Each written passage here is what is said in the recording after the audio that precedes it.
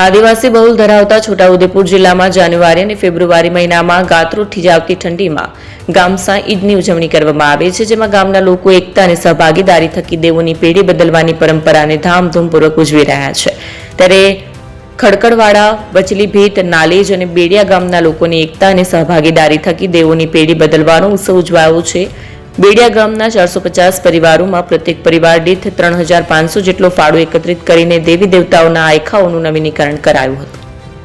આદિવાસી બહુલ ધરાવતા છોટાઉદેપુર જિલ્લામાં જાન્યુઆરી ફેબ્રુઆરી મહિના નામની ગાત્રોથી જાવતી ઠંડીમાં ગામસા ઈદની ઉજવણીમાં ગામના લોકો એકતા અને સહભાગીદારી થકી દેવોની પેઢી બદલવાની પરંપરાને લાખો રૂપિયા ખર્ચીને ધામધૂમપૂર્વક ઉજવવાની પરંપરા આજે પણ નિભાવી રહ્યા છે. ખડકડવાડા, વચલીભેટ, નાલેજ અને બેડિયા ગામના લોકોની એકતા અને સહભાગીદારી થકી દેવોની પેઢી બદલવાનો ઉત્સવ ઉજવવામાં આવ્યા છે. જેમાં અમે અમારા ગામના પુરુષોએ જે કામગીરી કરે છે એની સાથે અમે મહિલાઓ પણ ખૂબ ઉત્સાહથી ભાગ લઈએ છીએ અને ગામના દેવોનું પૂજન વિધિ કરવામાં આવ્યું.